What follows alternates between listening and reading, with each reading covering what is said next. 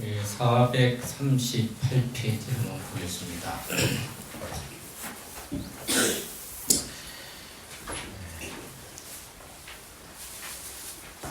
삼천대천세계 이렇게 되어 있습니다.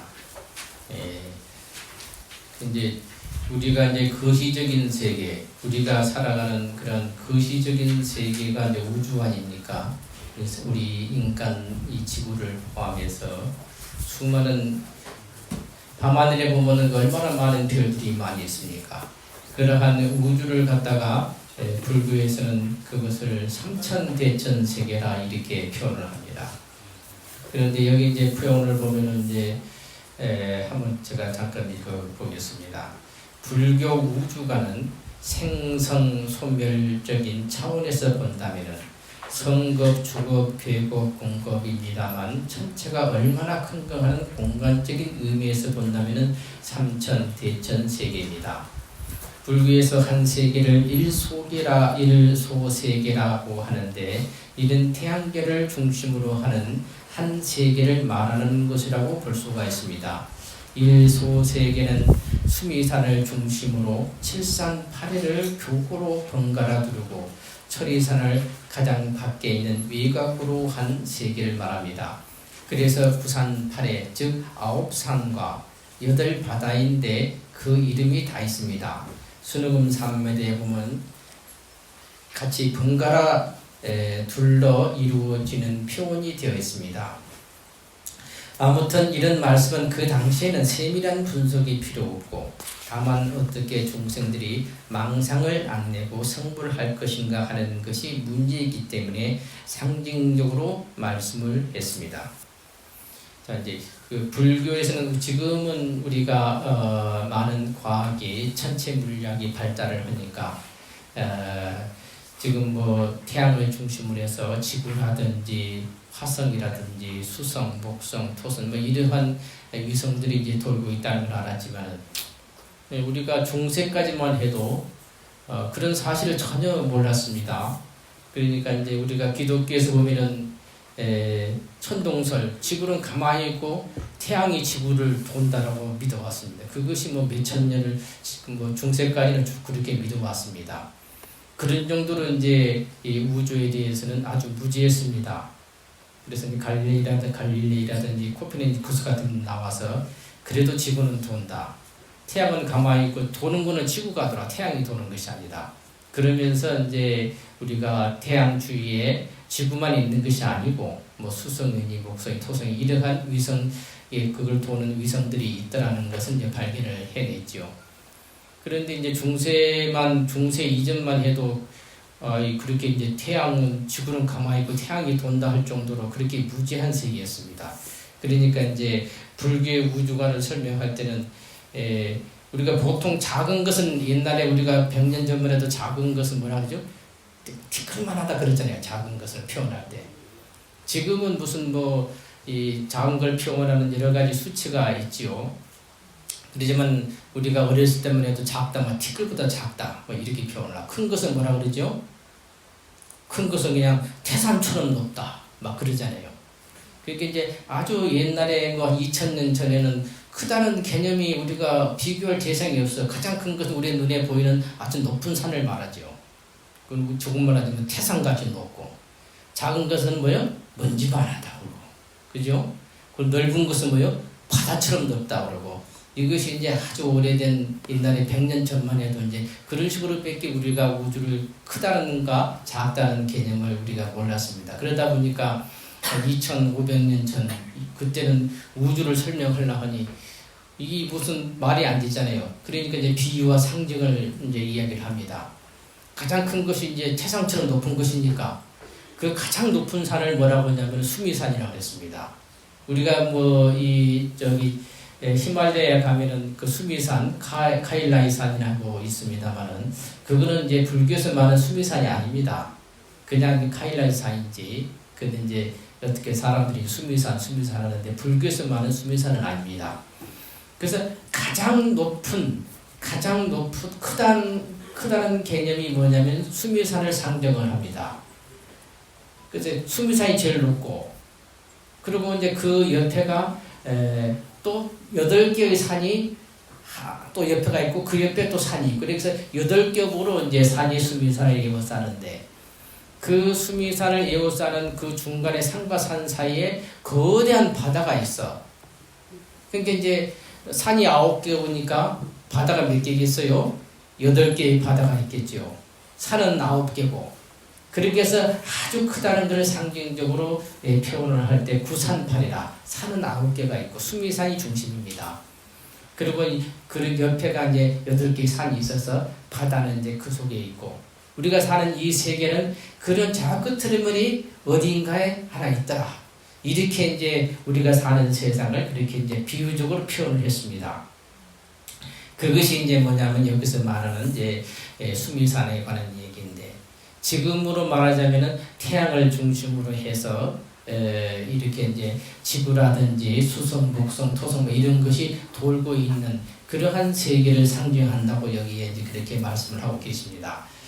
그래서 이제 이런 세계, 태양을 중심으로 한 태양계를 우리가 일 속의 하나의 작은 세계라 이렇게 표현을 하고 이런 세계들이 또 한 1000개 모여서 태양계가 1000개 모이면 이걸 하나의 이제 1천 소개, 하나의 작은 소천개가 되고 이 소천개가 또 뭐요?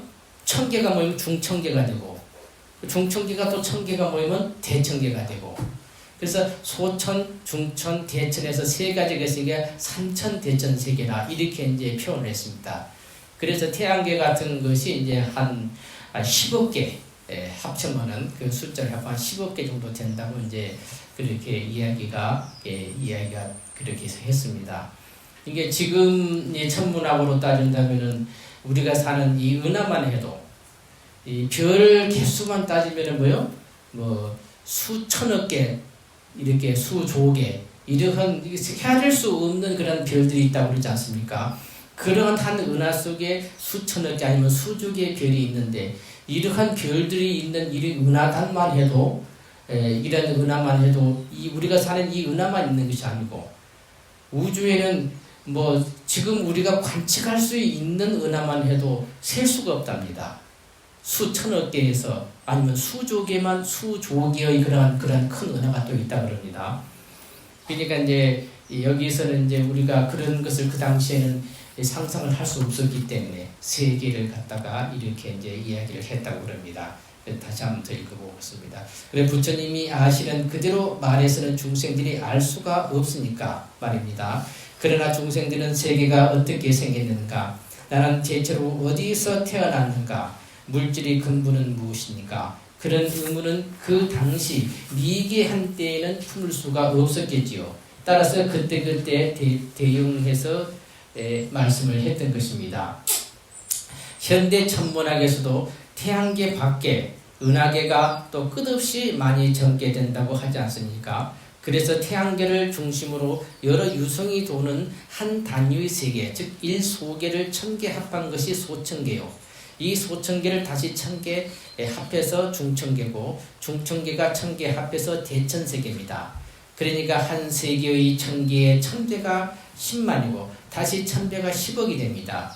그래서 대천세계는 수치로 보면은 10억 세계인데 소천, 중천, 대천으로 합해서 말하면 천이 3번 있으므로 삼천대천세계라고 하는 것입니다. 이 삼천대천세계는 이른바 사선천과 같으며 성주 괴공의 시기도 똑같이 합니다. 사선천은 물질 세계를 다 통합한 세계입니다. 무색기는 의식만 있으니까 물질 세계의 공간적인 의미가 없겠지요. 공간도 실존적인 고유한 공간이 아니라 다만 상을 놔둔 거품 같고 안개 같은 허망만 있는 공간입니다. 내 몸뚱이도 거품 같고 안개 같은 것인데 우리가 있다고 집착하듯이 삼천대천 세계의 사선천도 또한 본질적으로 그림자와 같은 것에 지나지 않습니다. 이 말은 뭔 말이냐면은 우리가 윤회하는 이 세계를 우리가 우주를 갖다가 분석을 하면은 지금 실존적으로 존재하는 우주는 6개의 세계가 있고 3개 그러잖아요. 그리고 색계의 세계가 있고 무색계의 세계가 있어. 이 6개는 욕심을 위주로 하는 세계고 색계는 물질만 있는 세계이고 무색계는 없을 무자 색자, 물질이 없는 세계, 의식만이 있는 세계입니다. 이 3계를 완전히 벗어난 단계가 이제 우리가 성자, 윤회를 벗어나는 참다운 성자입니다. 영혼의 행복에 사는 그런 세계인 것인데, 우리가 사는 것은 욕계인데, 그런데 우주가, 우리가 사람이 태어나면 생로병사를 하잖아요. 늙어서 죽습니다. 우주도 생로병사를 하는데, 생로병사하는 우주를 갖다가 표현은 성주괴공 이렇게 표현을 합니다. 만들어졌다가 어느 정도 시간을 수억 년이 머물러 있다가 또 그것이 변해. 그래서 무너져 내려서 우주가 나 있다가는 텅 빈 공으로 간다. 그래서 성주괴공입니다. 그런데 이러한 물질은 우리가 색계, 아까 욕계, 색계, 무색계를 색계를 보면은 초선천이 있고 이선천이 있고 삼선천, 사선천이 있습니다. 그런데 물질이 사선천을 넘어가면 이제 물질적인 존재가 없기 때문에 성주괴공을 할 수가 없습니다. 그러니까 우주 삼천 대천 세계는 어느 범위에 있냐면은 사선천 범위가 있습니다. 그래서 이제 이 사선천이라는 것은 아직은 물질이 있기 때문에 성주괴공을 하는 그러한 세계다. 이런 말씀입니다. 자, 그래서 시계가 있네. 시계를 좀 갖다가. 지금까지 제가 이제 쭉 그 시간을 오랫동안 여러 가지 말씀을 쭉 제가 해왔습니다. 그런데 이제 오늘은 이야기만 쭉 해왔기 때문에 한번 이렇게 종합해서 좀 이해를 할 수 있게끔 다시 한번 오늘 복습적으로 이 얘기를 한번 하도록 하겠습니다. 이 앞 시간까지 쭉 이야기했던 것이 이제 우리가 금륜, 금진 막 이런 거 많이 이야기를 했죠. 기억이 납니까? 네. 근데 이제 우리가 지금 이 삼천 대천 세계는 뭐죠? 물질적인 세계입니다. 그렇죠? 우주는 물질적인 세계. 그런데 우주는 뭘로 구성되어 있다고 그랬죠? 물질과 물질적인 세계가 뭐죠? 우리의 생명, 우리의 의식, 정신과 물질 이 두 가지로 우주는 구성이 되죠. 맞습니까? 자, 그러면은 이 물질과 정신이 어떤 관계에 있는가는 것을 지금까지 제가 쭉 이야기를 하면서 설명을 다 했습니다, 사실은. 근데 그것이 이제 오늘 좀 종합해서 좀 이해를 우리가 많이 듣고 많이 부처님 법을 배우는 것도 중요하지만 그것을 우리가 알아야 돼. 정말로 우리가 그것을 터득을 해서 우리가 그것을 내 것으로 하는 것이 중요합니다. 그러면 그것은 어떻게 되는가? 반복을 통해서 그것이 자꾸 우리 것이 됩니다. 그래서 이제 오늘은 한번 이제 복습하는 의미에서 물질과 정신 이것을 다시 한번 이제 설명을 하겠습니다. 저번 우리가 금방 이 삼천 대천 세계가 우주라고 했는데 큰 믹서기가 있어가 이것을 다 갈아서 먼지같이 갈면은 뭐가 난다 그랬죠? 원자나 전자 이런 수준의 이제 먼지가 되겠죠. 통째로 가는 그런 믹서기가 있다면 뭐 지구고 태양도 다 갈려버리죠. 내 몸뚱이도 가려지고.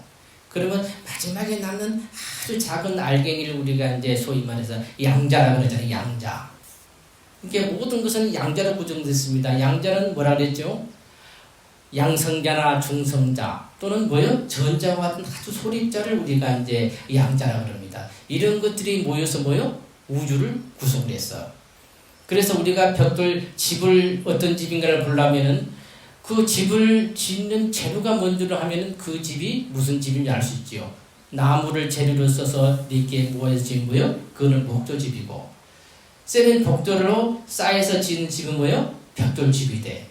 그러니까 우주를 알려면 뭐요? 우주를 구성하는 기본적인 그 재료를 우리가 이해를 하면은 우주가 어떻구나, 어떤 성질을 가졌구나를 알 수가 있습니다. 그래서 이제 과학자들은 분석을 하고 분석해서 가장 작은 알갱이, 그러한 양자, 원자라든지 전자가 어떠한 성질을 가졌는가를 지금 연구를 한 것이 이제 소위 양자역학 아닙니까? 그런데 그때 말씀했지만 더 이상은 이제는 아무리 쪼개도 쪼갤 수가 없어. 이제는 이제 양성자나 중성자나 전자는. 그러면 예를 들어서 그것을 더 한번 쪼개면 어찌 되겠어요? 만약에 쪼갤 수 있는 기술이 있다면. 그럼 뭐가 남죠? 그때는 에너진 빛만이 나타납니다. 에너진 빛. 그래서 이제 물리학에서는 모든 물질은 뭐요? 근본이 에너진 빛이다. 이렇게 말을 합니다.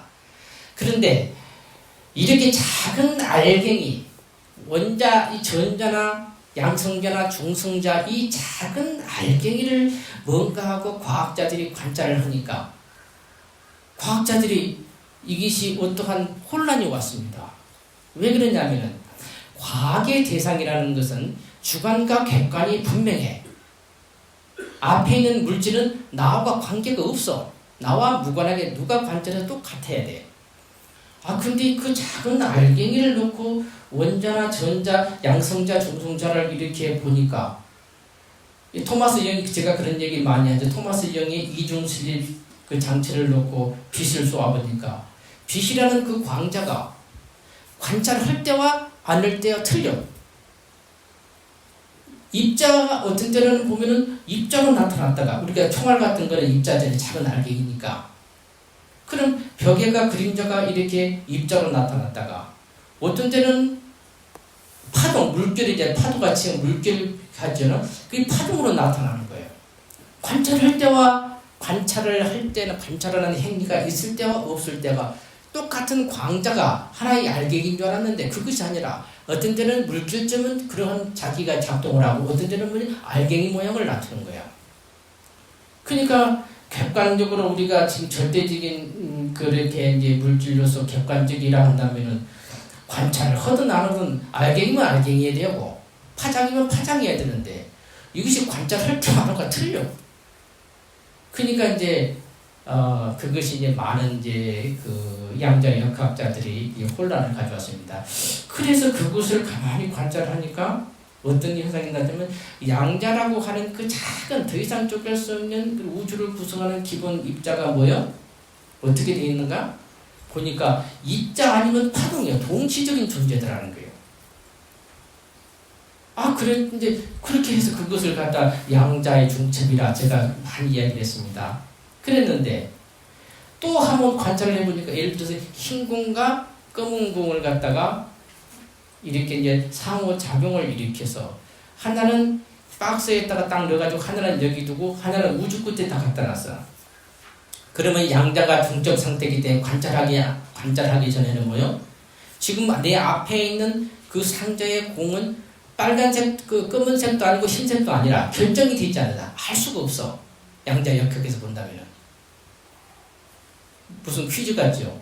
그런데 내가 뚜껑을 딱 여는 순간 내가 흰 공으로 딱 보이면 우주 끝에는 딱 검은 공이 되는 거예요. 동시에. 이게 정말 알 수가 없잖아요. 뚜껑을 열기 전에 만약에 여기서 검은 공이 되면 우주 끝에는 뭐예요? 흰 공으로 결정이 나.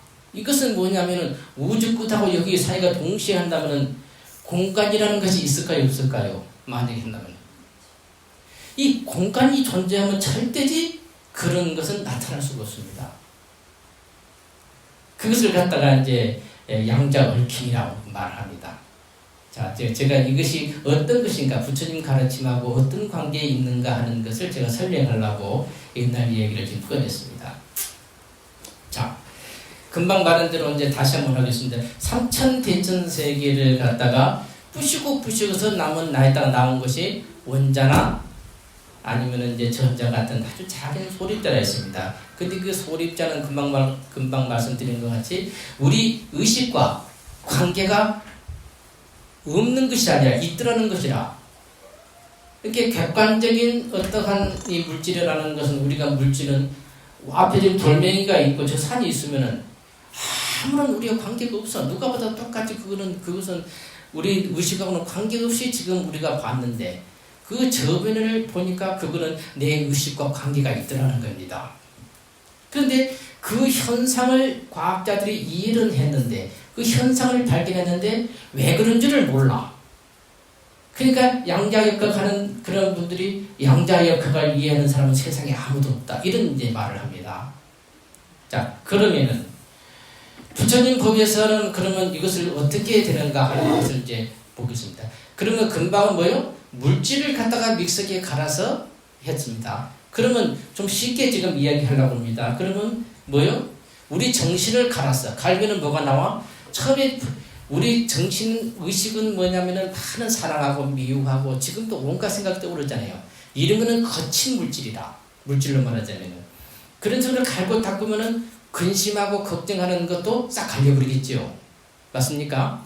그래가지고 마지막에 더 이상 갈 수가 없을 정도로 갈 수 없는 기계가 있다면은 그걸 완벽하게 우리 의식을 갈아보면 뭐가 되죠? 부처가 됩니다. 모든 망상이 다 사라져버리니까. 그죠?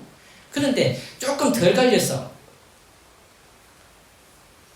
덜 갈렸고 덜 갈린 상태에서 우리가 금진이라는 그러한 우리 마음 상태가 있습니다. 우리가 티끌 진자를 부처님 법에서는 씁니다. 왜 그랬을까요? 아까 너무 작은 건 그 당시에는 제일 작은 게 티끌입니다. 그러니까 티끌보다 작은 것이 없어. 그래서 이 금진 또는 수진, 풍진, 화진 이런 용어를 썼습니다. 자, 그러면은 이 금진이라고 하는 작은 알갱이는 지금 제가 이 가지고 온 이제 요것이 뭐냐면 금진 또는 금윤을 갖다가 상징화한 겁니다. 자, 여기 보면은 이 사각형 보이죠? 요 네모진 이렇게 사각형이 보이죠? 이 사각형은 뭐죠? 보이는 이 사각형은 땅 지자입니다.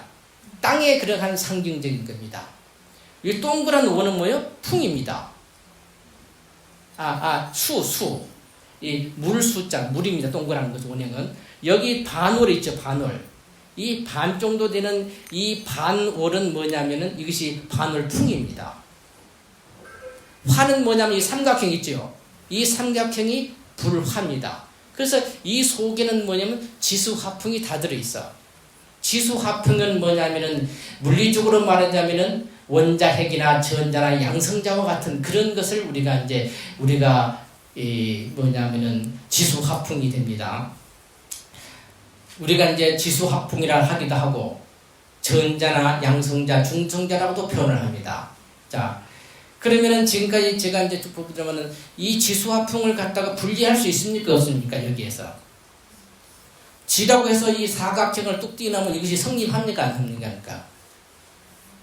없어져 버리겠죠. 화라고 해도 삼각형을 뚝 띄어나면 이것이 성립이 합니까? 안 됩니까? 성립이 안 되죠. 쉽게 말해서 이 지수화풍 뭐예요? 분리할 수 없는 하나다. 처음부터가. 이해가 됩니까? 어떤 것도 분리해낼 수가 없은 혼이라는 하나야. 지수화풍이. 어디 하나를 띄내면 이거는 성립이 안 돼. 금륜 자체가. 그죠?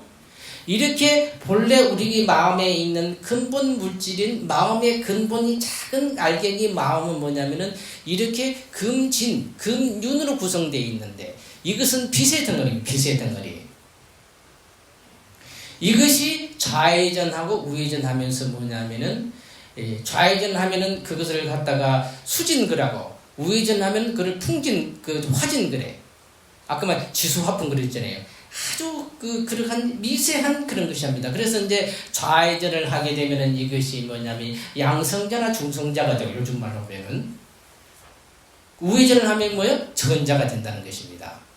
그러니까 이제 좀 이제 복잡하지만 이제 복습한다 생각하고 다시 이제 좀 이야기를 하겠습니다. 자, 그러면 제가 왜 이런 얘기를 다시 하느냐?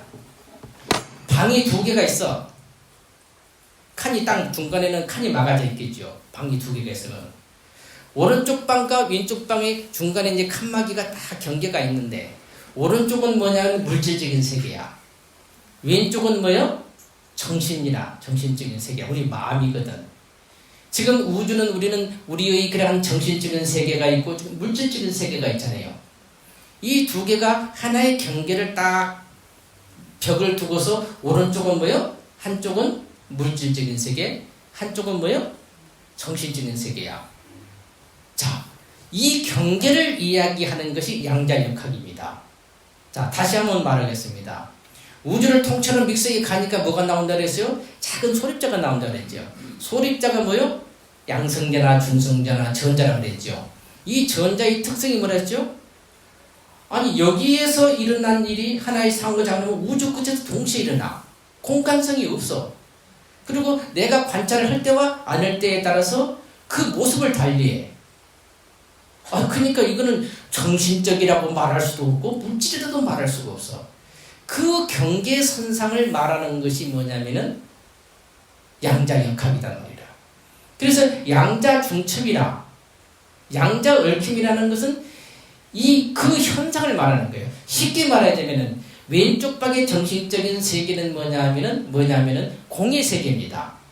이 공에 대한 그 정보를 갖다가 그 현상을 현대 물리학에서도 양자역학이 어렴풋하게 그 현상을 이야기를 하고 있습니다.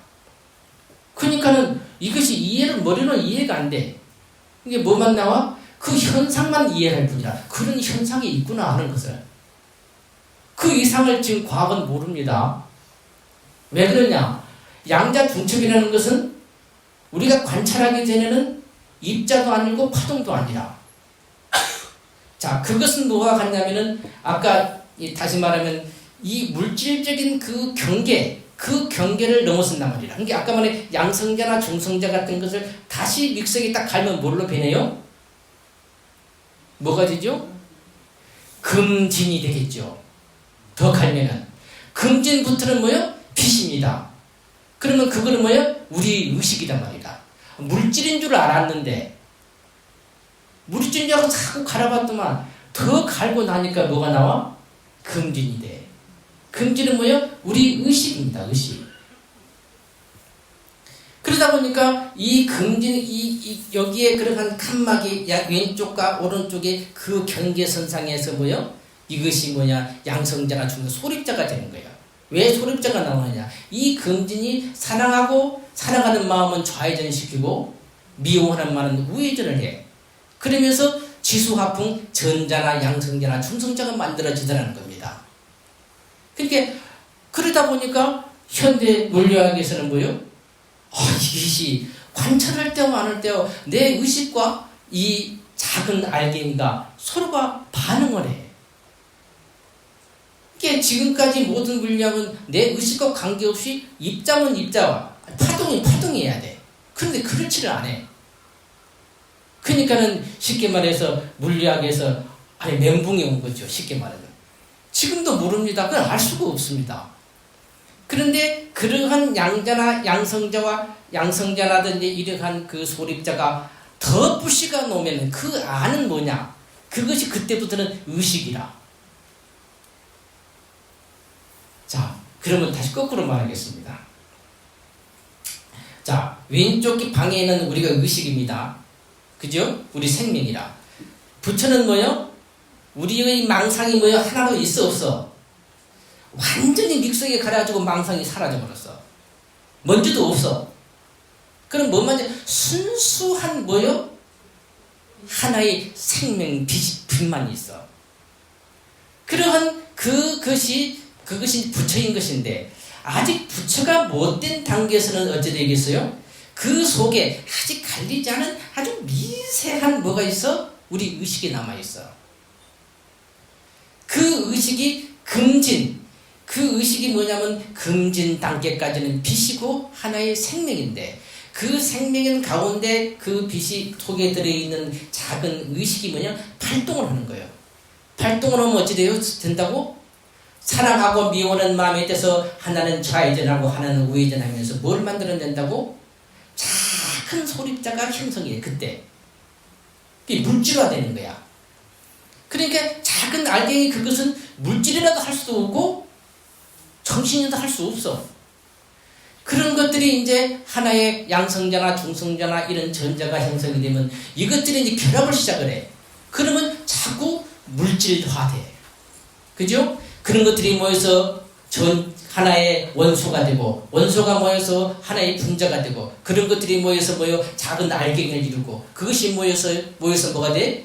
여기 산이 되고 나무가 되고 내 몸이 되고 이런 것들이 모여서 저 하늘에 태양이 되고 수많은 별이 되고 그런 것들이 모여서 뭐가 돼? 하나의 우주를 구성하고 그러한 우주들이 그러한 은하들이 수조 개가 또 모여서 하나의 우주라는 걸 구성을 해. 지금 관측 가능한 우주만을 이야기하는 것입니다. 관측할 수 없는 것이 더 많다고 그럽니다. 현대 이제 천문학에서. 그런 광대무변한 이 세계를 여기서는 삼천대천 세계를 상징적으로 그렇게 표현하는 것입니다. 부처님법에서는. 그러니까 우리가 보는 저 산이나 우주에 있는 저러한 별들은 내 의식과 관계가 있습니까? 없습니까? 있어요? 없어요? 있지요. 내 의식이 자연하고 우주는 내가 사랑하고 미워하는 마음, 사랑하고 미워하는 마음은 뭐냐? 우리의 의식 활동입니다. 이것을 밝히신 분이 금타대화상입니다. 금타스님께서 이 이야기를 하신 겁니다. 그래서 오늘날 우리가 이제 부처님의 법을 믿는 것이 굉장히 어렵습니다. 왜냐하면 물질이 너무 고도화됐어. 그리고 너무 풍요로워. 그러니까 쉽게 말해 지금의 신은 뭐예요? 돈입니다. 돈이 많으면 얼마든지 우리는 즐길 수가 있고 맛있는 거 편하게 잘 살 수가 있어. 그러니까 현대인들은 뭐예요? 탈종교화 현상이 일어난다고 그러지 않습니까? 종교를 안 믿어도 돼. 왜냐하면 돈만 있으면 다 해결이 되니까. 그래서 지금 젊은 사람들이 불교도 종교를 잘 안 가지려고 한답니다. 지금 그 상태가 왜 그러냐면 돈으로 다 해결된다는 그런 생각 때문에 그렇습니다. 그런데 잘 생각해 보시면 압니다. 이 아까 말한 이 칸막이가 있어 오른쪽이 물질적인 세계고 왼쪽은 정신 세계인데 그 칸막이 바로 왼쪽에 있는 그런 마음 상태가 정신이 뭐냐면 긍윤의 단계입니다. 그때부터는 뭐냐? 그 속에는 예를 들어서 우리가 파도가 지금 그 이 연못에 금이 꽉 차 있어 바닥에가. 그런데 물이 흐리고 그리고 물길에 치면은 밑에 금이 보입니까? 안 보입니까? 안 보이죠. 그 흙탕물이 다 가라앉고 파도가 잔잔하면 뭐가 보이죠? 밑에 금이 보이죠. 그러니까 거친 그것이 뭐냐면은 가라앉는 단계입니다. 가라앉으면 뭐가 보여? 밑에 바닥에 뭐가 나오냐면은 바로 광명이 나와. 지금 우리는 이렇게 보게 되면 마치 흙탕물에 지금 우리 눈을 갖다 흙탕물이 이렇게 가려 있는 것입니다. 그런데 우리 마음이 고요하게 가라앉으면 뭐죠? 그 흙탕물이 다 가라앉으면 그때 금진 상태가 되면 빛이 드러나. 우리 마음에서. 그 상태가 뭐냐면 금윤 상태입니다. 좀 이해가 됩니까?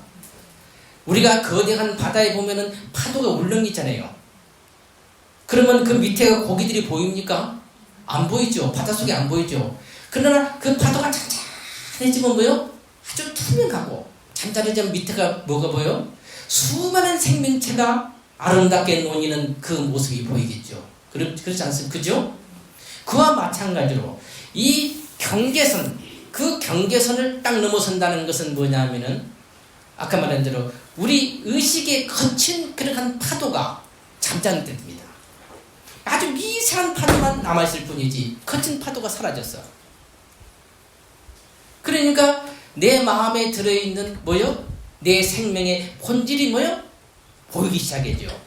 우리는 지금 빛이라 그러면은 그냥 몸이 건조한 하나의 광명인가 했는데 그러질 않고 바닷속에도 잔잔하면은 수많은 고기가 보이고 놀고 있고 수많은 아름다움이 들어있듯이 그 속에는 뭐가 들어있냐? 행복이 거기에 들어있다는 거예요. 이게 단순히 빛이 아니고 그때부터 비로소 행복이라는 것이 진정한 행복, 영원한 행복이라는 것이 그 속에가 들어있어. 근본부터. 그것을 우리가 그때는 몸으로 체득을 하고 우리가 그것을 누리는 것입니다. 그러니까 부처님의 가르침은 뭐죠? 한마디로 말하자면 행복하기라. 무슨 앉아가지고 이렇게 다리도 아픈데 쭈꾸대고 앉아있고 막 이렇게 수행을 하고 아프고 힘든 그런 것이 아닙니다. 저리 와서 싹싹 빌어서 내 아들 대학 가게 해주고 내 아들 직장 시켜주고 아픈 건 낫게 해주고 그런 작은 문제가 아닙니다. 그렇게 하면 그렇게 됩니다. 그것은 분명하게. 이거는 근본적으로 우리가 영원한 행복으로 가는 행복학을 우리가 부처님이 이야기를 하는 것입니다. 다시 한번 제가 이야기를 하겠습니다. 아까 우리 우주를 갖다 믹스에 갈았어. 갈고 가니까 뭐가 나온다 그랬어요? 양성자는 아주 작은 날개가 나왔어. 그것을 더 갈았어. 갈면 뭐가 된다고? 처음에 가니까 빛이 막 나투어. 그때부터는 광명만 나투어. 엄청난 에너지. 그것이 뭐라 그랬어요? 금진. 그랬죠? 그것을 더 갈았어. 더 갈고 가니까 뭐래? 그때는 욕계, 색계, 무색계를 벗어나서 뭐요? 그때는 아라한이 돼. 더 갈았어. 근데 그때는 갈 것도 없어. 왜냐하면 모든 것이 다 갈리고 나면 그때는 뭐요? 부처가 되는 거예요. 그때는 뭐요? 영원히 어떠한 소계가 뭐가 있어야 돼?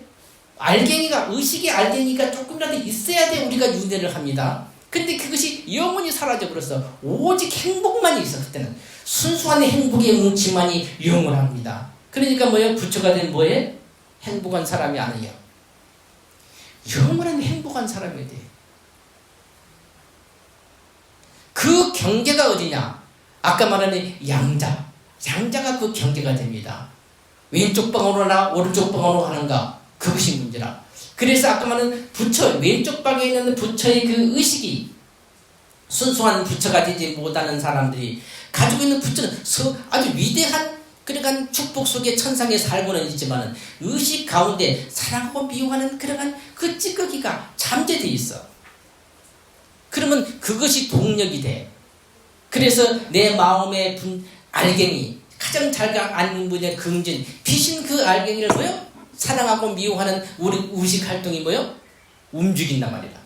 하나는 사랑하는 마음, 긍정적인 마음은 좌회전을 시키고 부정적인 마음 우회전을 시켜.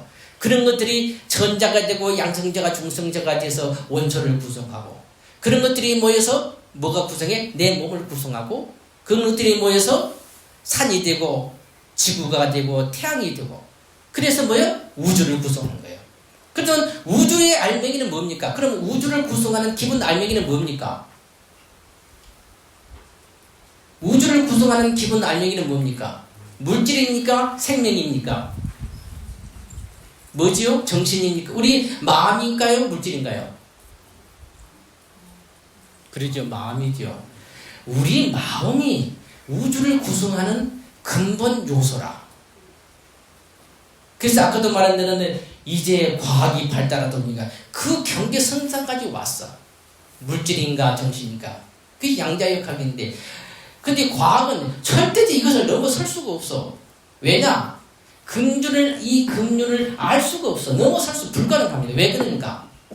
관찰자가 사라졌을 때, 너와 내가 사라졌을 때, 그때 드러나는 세계라. 근데 과학은 뭡니까? 관찰자가 있어야 돼. 연구하는 자가 있고 그걸 보려고 노력을 해야 돼. 그러니까 영원히 볼 수가 없어. 과학적인 방법은. 그러면 어떻게 해야 되는가? 자, 그러면 한번 봅시다. 자, 우리가 여러분들이 와서 복도 빌고 우리가 기도도 하고 뭐가 잘 되기를 원하잖아요. 내가 소원하는 바가 이루어지기를 바라고. 그러잖아요? 그러면 기도하면은 그 기도가 성취가 될까요? 안 될까요? 예? 성취돼야 안 돼요? 왜 되겠어요? 그 이유가 뭐죠? 우리가 기도를 해서 기도가 성취되는 이유가 뭡니까? 예? 왜 그럴까요? 우리가 이런 것을 명확히 알면은 우리가 부처님한테 훨씬 정성스러워지고 우리 기도가 더 깊어지는 것입니다. 아까도 말했지만은 물질적인 이 세계는 뭐예요? 근본 바탕이 우리 마음이라. 마음이 이렇게 됐어. 그런데 아까도 말한 대로 내가 관찰하느냐에 따라서 하고 안 하고에 따라서 하나의 파동이 되고 입자가 된다 그랬거든요. 과학자들은 그것을 이제 알아. 아는데 거시적인 세계, 저기 앞에 저 돌이 있고 저 사람이 있고 저기 산이 있는데 그럼 내가 아무리 저 산을 미워해도 꼼짝도 안 해. 그러면 뭐 이것이 뭔가? 그러면은 이게 적용이 안 되는가? 이 생각할 수 있지요. 그런데 그렇지는 않아요. 왜냐하면 마음의 구성이 되고 저 돌멩이 하나도 내 마음에 그대로 적용이 되는데 우리 의식이 너무 탁해. 그러니까 미세한 것을 저 분명히 변화가 있거든. 저 돌멩이한테 우리가 축복을 하면 그 돌멩이가 축복을 받아. 그런데 그 돌멩이를 우리가 아무 변화가 없다는 느끼는 것은 우리 의식이 너무 거칠어. 아까 말한 대로 파도가 거치면 바닥이 보이질 않아. 큰 모습만 파도만 보일 뿐이라. 그래서 내가 감지를 못하는 것이지 그렇지 않는 것이 아니란 말이다. 그와 마찬가지로 저 돌멩이가 마음이라고 하면은 우리는 마음이라고 느끼지를 못해. 그냥 나와 무관한 돌이라 생각을 하죠. 그거는 왜 그러죠? 우리의 의식이 너무 거칠어. 그걸 느끼려면 어찌 되죠? 우리 의식을 갖다가 사랑하고 미워하고 이 생각 저 생각 떠들어오는 걸 어찌해야 돼? 사라지기만 믹스에 갈아야 돼. 갈아서 뭐요? 금진 단계까지 가면 그것이 훤히 보여. 물질이 아니라 그때는 마음으로 보이는데 우리 마음은요 너무나도 파도가 거칠어. 지금도 온갖 생각이 떠오르죠. 내 이야기를 들으면서도 지금 딴 생각하는 사람도 많아. 왜냐하면 우리 의식은 가만히 있지를 않아. 그러니까 파도가 이르니 바닥에 보일 수가 없어. 그래서 못 느끼는 것이지 내 마음이 저기에 적응 안 되는 것이 아닌 것입니다. 그렇기 때문에 내가 잘 살기를 원하고 내가 하는 것이 성취되기를 부처님한테 기원을 하면은 그것이 뭐냐? 물질 세계에도 뭐요? 영향을 끼칠까요? 안 끼칠까요? 끼칠 수밖에 없어. 지금 제가 하는 이 얘기가 맞다 한다면은 예수도 그런 얘기를 합니다. 너희들한테 계자신만큼이라도 믿음이 있다면은 저 산더러 바다로 들어가라면 들어갈 것이요. 이런 말이 있습니다. 정말로 그리 할 수가 있는 것입니다. 우리는 그것을 보지 못하고 느끼지를 못하니까 그런 생각을 못해. 그리고 부정해. 잠재의식이 설마 그러거든요. 그래서 내 운명을 바꾸고 우리가 행복된 길로 가면 부처님의 가르침을 모르고서는 절대 행복해질 수가 없습니다. 부처님의 가르침은 별것이 아니에요. 모든 생명은 뭐요? 잘 먹고 잘 살고 행복하기를 바래. 그래서 행복해지는 방법을 일러주는데 세상 사람들은 행복하기를 원하면서 행복과 멀어지는 방법을 행복하는 방법이라고 믿고 살아. 자, 다시 한번 볼게요. 우리가 마음에서 모든 것이 물질이 이렇게 일체 유심적으로 그러잖아요. 모든 것은 마음이 만든 것이다. 좀 이해가 되나요? 모든 것이 마음이 만드는 것인데 이것이 명확하게 우리가 이해가 되지 않으면 어찌 되냐면은 앞에 있는 애는 객관적인 대상은 내 마음과 무관해. 그러면 어찌 되겠어요? 객관적으로 보이는 이 현실을 잘 되기 위해서 우리는 앞뒤로 뛰어. 근본 원인은 몰라. 그러면은 우리는 분주하게 한평생을 살면서 이 몸을 좋은 것 많이 먹이고 그리고 돈 벌기 위해서 너무나도 많은 노력을 하고 그리고 부자가 됐는데 어느 날 보니까 몸은 암이 들어서 가야 돼. 몸만 아픈 게 아니요. 또 사기라든지 뭔가를 당해가지고 뭐요? 하는 사업이 펑크망해. 영원할 수가 없는 것입니다. 이렇게 아까 말한 대로 우리 의식, 우리 마음으로 비롯된 물질적인 세계는 뭐냐면 그 특징이 계속 변하는 것입니다. 어떠한 것도 내가 성취해놓은 것이 변하지 않는 것이 없어. 그런데 이것을 잘되게 하기 위해서 부지런히 노력을 해봐도 쉽게 말해서 뭐냐면 그림자의 그림자를 보탠 것 같습니다. 진정으로 이 세계를 밝히고 우리가 잘 살려면 어찌 돼요? 우리 마음을 밝혀야 돼. 그래서 내 마음이 아까 말한 이 벽 옆에는 뭐요? 행복된 세계라. 영원한 축복만 가지는 세계를 우리가 감득을 하면은 이 세계가 그렇게 변하는 것입니다. 내가 모든 생명들 행복해라. 모든 돌멩이 하나도 다 행복해라. 이렇게 축복을 하면 언제 되겠습니까? 내 마음으로 다 행복해서 이 마음이 그 사람의 전달이 됩니까? 안 됩니까? 돌멩이 하나도 전달이 돼야 되는 것입니다. 제 말이 틀리다면 절대 전달이 될 수가 없는 것입니다. 예를 들어서 여기에 지금 불이 좀 막 들어와 있죠. 전기선이 끊어지면 여기에 불이 들어갑니까? 안 들어갑니까? 절대 켜질 수가 없는 것입니다. 저 앞에 있는 저 돌멩이와 저 나무가 나오고 연결이 되어 있지 않으면은 아무리 내 아들하고도 내하고 연결이 되어 있지 않다면 내가 아무리 축복을 해도 축복이 갑니까? 안 갑니까? 절대 갈 수가 없는 것입니다. 그러니까 초등학생들도 그런 실험을 했다 그러대요. 앞에는 꽃 화분을 두고 두 개를 양쪽에 두고 하나는 나 너 사랑한다. 너 이쁘다. 자꾸 그래준 놈이요. 잘 자라는데 한쪽은 똑같은 화분을 두고서 똑같은 꽃을 뒀는데 너 밉다. 난 너 싫어한다. 지금 요러면 시들시들해지라는 거예요. 실질적으로. 그거 왜 그러겠어요? 만약에 이 화분과 내가, 이 꽃하고 내하고 단절이 돼 있어. 정말 하나가 아니다 한다면, 연결이 돼 있지 않다면 아무리 저주를 해도 변함이 없고, 아무리 내가 사랑을 부어도 이 꽃도 변함이 없어야 돼. 그잖아요? 나하고 하나이기 때문에. 왜냐하면 내 마음으로 구성되어 있기 때문에. 그 재료가 내 마음이라. 그러면 우리는 이제는 어떻게 살아야 되는 거가 분명하게 드러나는 것입니다.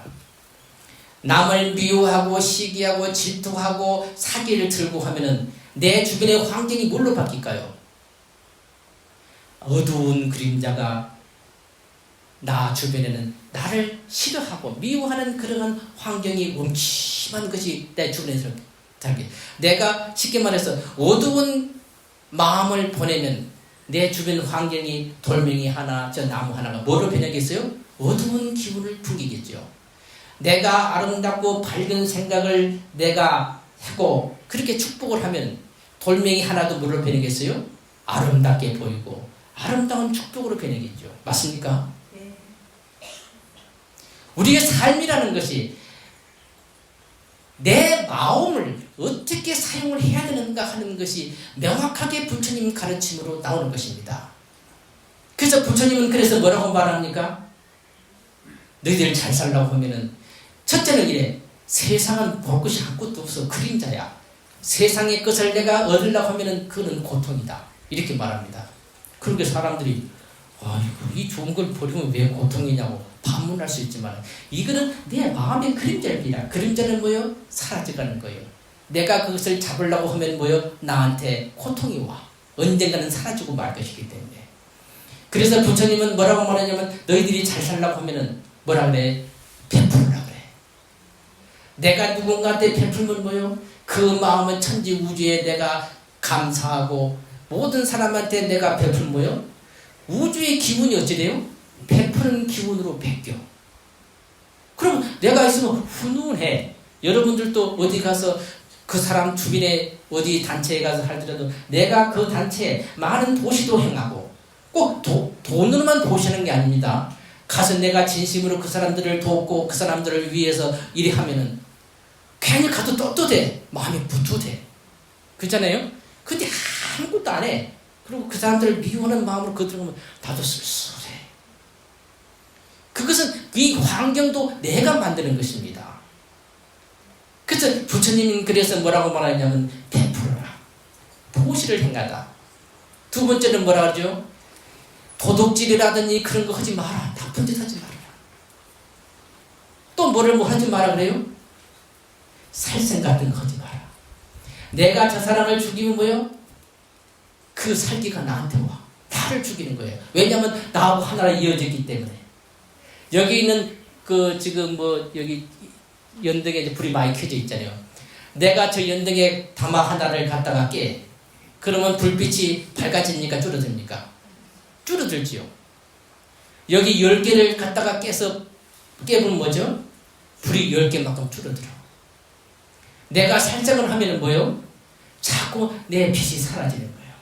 그죠? 내가 축복을 하면 전기에다가 불을 하나 더 켜는 거예요. 내 주변이 밝아지는 것입니다. 그렇기 때문에 부처님의 가르침은 이거는 우주적인 도리라. 이거는 선택하는 것이 아닙니다. 내가 믿고 안 믿고 아무 관계가 없어. 이거는 교회를 다니나 종교를 안 믿든 간에 그것도 상관이 없어. 그럼 우주의 도리이기 때문에 이거는 피할 길이 없는 것입니다. 그래서 지금까지 제가 쭉 이야기해왔던 것이 이제 그 이야기입니다. 이것을 이제 알아야 돼. 이것을 전체적으로 이해해야 돼. 한 번만 더 하겠습니다. 우주를 통째로 갈았어. 그러니까 작은 알갱이가 나오더라. 그 알갱이를 과학으로 보니까 이것이 내가 관찰해 나하고 관계가 있더라는 거예요. 무관하지를 않아. 객관적인 대상은 존재하지 않더라는 것이 그 현상을 과학이 이제 알았어. 과학도 아는 사실이라. 그리고 그것을 그 쪼개보니까 그 다음에는 빛이 나오더라. 그것이 금진이라. 그것을 더 쪼개고 마지막에 쪼개서 그런 것이 완전히 사라지고 나면 뭐가 나와? 부처가 되더라는 거예요. 그래서 이 칸막이 이 너머부터 빛으로부터는 뭐가 충만해? 행복의 영원의 행복의 세계라. 천상나 그러잖아요. 그러한 세계에서 우리는 영원히 살아가는 것입니다. 근데 우리는 이 너머에 살아. 우리는 빛이 보입니까? 안 보이잖아요. 자고 나면 힘든 새. 좀 잘 살아나 못 살아나. 자고 나서 한 시장 살려면 참 힘들어. 오늘 좀 좋은 줄 알았지만 항상 무거운 짐을 우리가 안고 삽니다. 이게 행복이 아니라. 그런데 여기서 행복을 쫓아. 우리가 한테 사자한테 돌을 딱 던지면 어쩝니까? 사자가 사람을 달려들어. 그런데 똥개한테 돌을 딱 던지면 어쩝니까? 똥개는 돌 보고 쫓아가. 돌을 지한다. 우리는 우리의 삶에 있어서 뭘 가져야 돼? 이제 나를 힘들게 하는 이 고통스러운 이 세계에 우리는 근본이 뭐냐? 부처라는 게요. 내 마음. 그러니까 그러면은 우리는 어떻게 해야 되는가?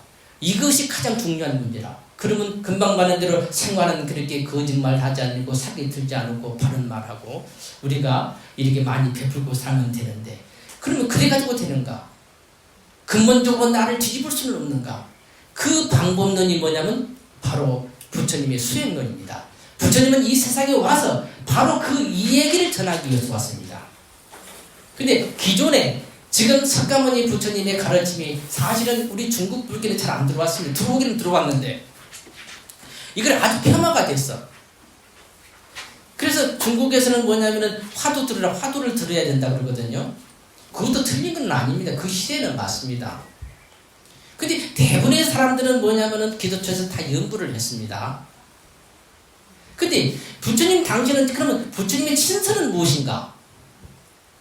부처님은 진짜 부처님께서 그 당시에 부처님은 무엇을 가르쳤는가? 이것이 우리한테 그동안은 전달이 잘 안 됐습니다.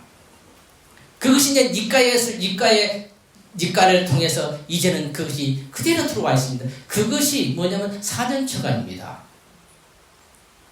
사념초관이라는 건 뭐냐면 네 가지 신수신법이나 네 가지 영천을 관찰하는 거예요. 아무것도 아니요.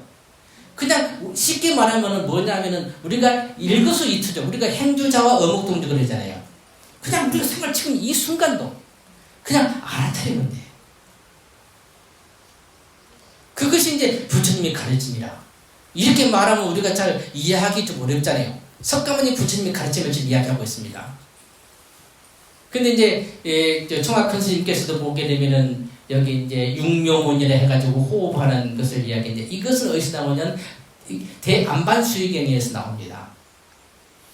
자, 안나빠따사티. 안나빠따사티라는 것은 뭐냐면은 이제 안반수의 이렇게 번역을 합니다. 근데 이렇게 사념초관 중에서도 가장 핵심적인 것이 뭐냐면은 안나빠따사티입니다. 이게 호흡을 관찰하는 것입니다.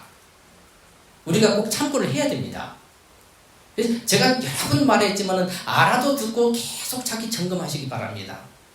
이 안나빤다라는 것은 안나빤다는 우리가 입식출식이라 호흡이 들어가고 나가는 것입니다. 사티라는 말은 인도 말로 우리가 이제 영어로 보면 remember 기억한다. 기억한다는 동사에서 파생된 명사라고 합니다. 사티라는 것이 기억한다. 이것을 이제 번역하면 attention, 영어로 보면 이게 집중한다는 것이죠. 어디에 집중을 해. 또한 우리말로는 알아차린다 그러잖아요. 또한 끼어있다는 말도 됩니다. 근데 이제 중국에서는 그것을 번역을 어떻게 하냐면 수이라, 지킬 숫자, 안반수이, 지킬 숫자 생각이라, 안반, 입식 출식을 갖다가 지켜서 본다는 게 마음으로. 자, 그 말은 그러면 어찌 되는가? 자, 여러분들 지금 가만히 앉아서 지금 숨이 들어가고 나오고 있죠? 단 1초도 안 쉬고 있습니다. 그럼 들어가고 나가는 것을 갖다가 의식을 해봐. 들어가면 들어간 줄 알고 나가면 나간 줄 알아. 부처님 경에 부처님 그렇게 말씀합니다. 짧으면 짧은 줄 알고 길면 긴 줄 알아라. 그렇게 하라는 거야. 또 다른 표현은 부처님께서 뭐라고 표현하냐면 들어가면 들어간 줄을 꿰뚫어 알고 숨이 나가면 나간 줄을 꿰뚫어. 이건 호흡법이 아니라 있는 그대로를 관찰하는 거예요. 이게 문지기가 있어. 옛날에 그 문지기 있잖아요. 문지기 역할이 뭡니까? 누가 오면은 누가 오는 걸 보고 또 가면 가는 걸 보는 거예요. 그죠? 숨이 들어가면 들어오는 걸 보고 나가면 나가는 걸 보는 거예요. 지키고 있는 거예요. 근데 누가 이거 왔는데 문지기가 그 사람 따라 가버렸어. 그럼 문지기 역할을 합니까? 못하는 거죠. 그래서 문지기가 따라서 누가 왔는데 그 사람을 따라서 가는 것을 갖다가 망상이라 그래. 우리는 지금 계속 망상만 피고 삽니다. 뭔 생각이 들면 그 생각 따라 가버려. 그걸 망상이라 그래. 그런데 문지기가 누가 왔는데 따라가지 않고 딱 지키고만 있어. 그럼 뭐요? 명상이라. 그러니까 우리가 관찰을 하더라도 숨이 들어가고 나가는 걸 가만히 그냥 아무것도 할 필요가 없어. 호흡을 할 필요가 없어. 그냥 제절로 들어가는 걸 그냥 보고만 있는 게 가만히 숨이 들어가는 거나 지켜보고 나가는 거야. 그러다 보면 생각이 딴 데로 가버려. 쉽게 문지기가 뭐요? 사람 따라 가버렸어. 그러면 뭐요? 명상이 아니라 망상을 피우고 있는 거예요. 그러면 어째? 얼른 다시 와서 다시 관찰을 해야 돼. 이게 부처님께서 하시는 그러한 말씀 가운데서 사념초관이라는 것은 전체적으로 말하는 것입니다. 여러분들이 지금 제 이야기를 듣고 있는 것도 알아차리고 있으면 뭐요? 명상이 되는 거예요. 우리가 잠잘 때 있잖아요. 그냥 무심코 그냥 온갖 잡생각을 자지 말고 잘 때라도 딱 눈 뜨면서 다 내 머릿속에서 일어나고 있는 그러한 잡생각들을 가만히 지켜보세요. 따라가지 말고 그걸 지켜보면서 잠을 들어라. 그럼 뭐요? 잠에서도 명상을 하는 겁니다.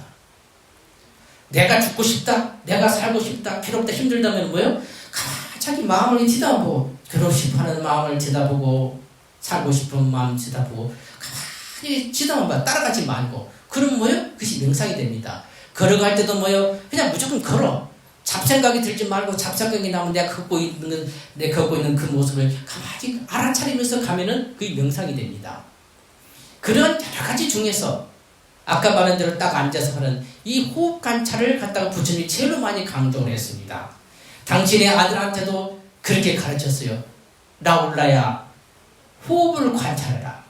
숨이 들어가면 들어간 줄 알고 나가면 나간 줄 알아라. 그것을 꿰뚫어 봐라. 그러면 큰 결과가 있을 것이다. 그래서 그걸 통해서 나이다가 도를 통했습니다. 이거는 부처님 친설입니다. 근데 중국으로 오면서 이것을 다들 폄하시켜버렸어. 부처님이 진짜 말한 소승이라 해가지고 아무것도 아니게 한다. 그러니까 소승이니까 별것이 아니다고 폄하를 시키니까 사람들이 관심을 못 가져. 그리고 진짜의 그 가르침을 이해를 못해. 어떻게 하라는 것이 잘 나와있지를 않아. 그러니까 중국에서는 자기들이 불교가 최고라 생각해. 저거들이 불교를 만들었어. 그것이 성불교입니다. 화두. 그건 부처님도 모르는 얘기입니다. 그러니까 그걸 하라 그러니까 대다수의 민중들은 뭐요? 어려워서 못해. 그 당시에는 필요했지만 그러니까 뭘 해? 융부를 했어. 그래서 나무아미타불을 그렇게 모든 사람이 관세모살 나무아미타 지금도 다 그랬잖아요. 우리 기도 가면은. 그러니까 어쩝니까? 이 나무아미타불 관세모를 하는 것도 이 위대한 행법인 것입니다. 그렇게 해도 됩니다. 제가 말하는 것은 그렇게 하지 말라는 얘기를 하는 것이 아니고 이제는 부처님께서 친설을 알아야 된다. 우리가 믿는 건 누구를 믿어? 석가모니 가르침을 믿는 거예요. 진짜 부처님이 하신 말씀을 우리가 믿는 것이지 어느 조사의 말을 믿는 것이 아닙니다. 그건 조사불교라. 이제는 우리가 반성을 해야 됩니다. 진짜로 부처님 무슨 말씀을 했는가? 이까지는 그런 것이 기록이 들어있잖아요. 지금 스님들이 다 가서 배워와 있거든. 그래서 부처님 친설은 뭐냐? 부처님께 진짜로 제자들이 가르쳤던 것은 뭐냐면 금방 말한 대로 모든 것을 알아차리라. 그럼 어찌 됩니까? 자꾸 그러면 우리 아까 말한 거친 파도가 어째요? 자꾸 잠을 자. 그리고 이 공부가 시간이 지나면 처음에는 어려워. 이것이 어려워. 뭘 관찰하고 알아차리려면 금방 어디로 가버려. 그런데 시간이 가면은 이것은 힘이 생겨. 그러나 지금 대승불교라고 하는 중국 불교는 처음에는 쉬운 것 같지만 하면 할수록 그 자리라. 참으로 어려운 것입니다. 그래서 석가모니는 삼교의 대도사입니다. 가장 쉬운 법을 우리한테 일러주고 가장 효과적인 법을 우리한테 일러주신 것입니다. 그러니까는 지금 좀 어렵고 힘들더라도 연불을 하는 사람은 연불을 해도 되고 화두를 드는 화두를 해도 되는 것입니다. 그러나 그걸 하더라도 금방 말한 부처님의 그 가르침을 우리가 알아야 됩니다. 아주 쉽습니다. 간단해. 알아차리라는 게요. 알아차린다는 말이나 뭐요? 주의를 집중한다는 말이나 또한 지켜본다는 말이나 알면 꿰뚫어 본다는 말이 같은 말입니다. 이런 용어를 좀 우리가 외워두면 좋습니다. 그래서 호흡법은 뭔가 인위적으로 호흡을 들이마시고 냅니다. 그런 걸 하면 안 됩니다. 그냥 지키만 보는 게 마음으로. 그러니까 아주 쉽습니다. 호흡법은 안 배워보도 이거는 누구든 간에 그냥 처음에는 우리가 이것이 잘 어렵지만 시간이 지나면 지나서 우리 마음을 편하게 해주고 굉장한 우리한테 어떠한 힘을 줍니다.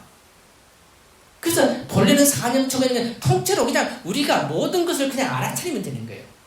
그러나 그 중에서 알아차리다 보면은 호흡 관찰이 주가 되는 것입니다. 그래서 따로 안 나빴다 쌌더라 해가지고 우리가 안반수의경 이것을 갖다 총학헌 스님께서도 이 육모민에 해가지고 소개를 시켜놨으면 여기도 그때 얘기를 다 했습니다. 그래서 호흡을 관찰하는 것, 호흡을 지켜보는 이것을 꼭 해야 됩니다. 여러분들이 어디 가서 걸어 다닐 때도 그냥 순간 그렇지 알아차려라 했지 혹은 그냥 통째로 알아차리면서 가면 됩니다. 망상을 피우고 문지기가 따라가면 안 됩니다. 여러 것을 갖다가 여러분들이 자꾸 연습을 하고 그래야 돼. 그래서 금방 말한 대로 제가 부처님이 이 세상에 와서 중생을 제도하는 방법이 뭐냐? 금방 말한 이 방법을 일러줬습니다. 이렇게 하라는 거예요. 근데 젊은 사람들은 뭐냐면은 불교 그게 뭐 아까 말한 대로 돈이 신인데 돈만 있으면 다 되는데 그러면 내가 행복한데 이 생각을 합니다. 그러나 금방 말씀드린 대로 참다운 행복은 그것이 아닙니다. 진짜 행복은 어디가 돼 있어? 우리 명상을 통해서 우리 마음의 물결을 잔잔하게 가라앉혀야 돼. 그럼 뭐가 드러나? 참다운 행복이 드러나. 이것이 이제는 이 젊은 사람들도 이렇게 하는 것을 다 알아야 됩니다.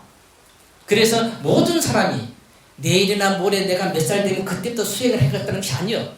부처님이 가르치면 이 자리에서 지금 당장 그 생각하고 살아야 되는 것입니다. 알아차린다. 그리고 뭐요? 지켜보는 거다. 꿰뚫어 한다. 이런 것을 마음에 다 새기시고 모든 물질을 구성하는 기본 입자가 뭐라 그랬죠? 마음이더라. 그래서 내가 마음이 바뀌면 뭐요? 천지 우주가 같이 바뀌더라. 내 마음이 빛으로 바뀌면 천지 우주가 같이 빛으로 바뀌고 내가 마음이 어둡고 불안하면 천지 우주가 같이 불안해. 내가 남을 베풀모여 천지 우주가 주변이 모여 나를 베푸는 기운이 나 주변을 감돈다. 그러니까 복을 받고 내가 불행해 주고는 것은 누구의 탓입니까? 부모 탓입니까? 나 탓이요. 내가 어떻게 살고 어떠한 마음을 갖고 어떻게 살았냐는 것이지 누구의 탓이 아닌 것입니다. 그래서 우리가 부처님을 믿고 부처님 가르침을 우리가 하는 것을 이것을 작게 생각하면 안 됩니다. 이거는 참으로 큰 일을 우리가 지금 하고 있는 것입니다. 오늘 여기 오신 분들 이분들 정말 큰 일을 하신 것이고 이것을 작게 생각하면 안 됩니다. 인간이 죽는 것은 별것이 아닙니다. 태어났다 죽는 것은 별것이 아닙니다. 다 지금 날짜를 받아놨습니다. 아둔에서 우리가 뭐요? 날짜를 모를 뿐이요. 우리는 죽을 날을 다 받아놓고 지금 매일 지금 하나씩 치우고 갑니다. 이것은 행복이 아닙니다. 영원히 생명, 남과 죽음을 벗어나야 되는 것입니다. 그래서 부처님이 가르침은 바로 행복으로 가는 행복하기 위해서 우리 중생들은 거꾸로 행복되는 방법을 잘못 알고 있어. 그랬던 길로 가면서 행복을 찾아. 오용락을 쫓거든. 그러니까 우리한테는 뭐가 와? 행복이 올 수가 없습니다. 그래서 행복해지려면 뭐예요? 행복해지는 방법을 알아야 돼. 그리고 행복이 뭔가 하는 그 정의도 알아야 돼. 그래서 이제 부처님께서는 자예경이라는 자예경이니까 그 경에 보면은 그런 말씀이 나옵니다. 모든 생명들 행복해라. 나무의 답을 나무 간센무들 나무 마하반야바라.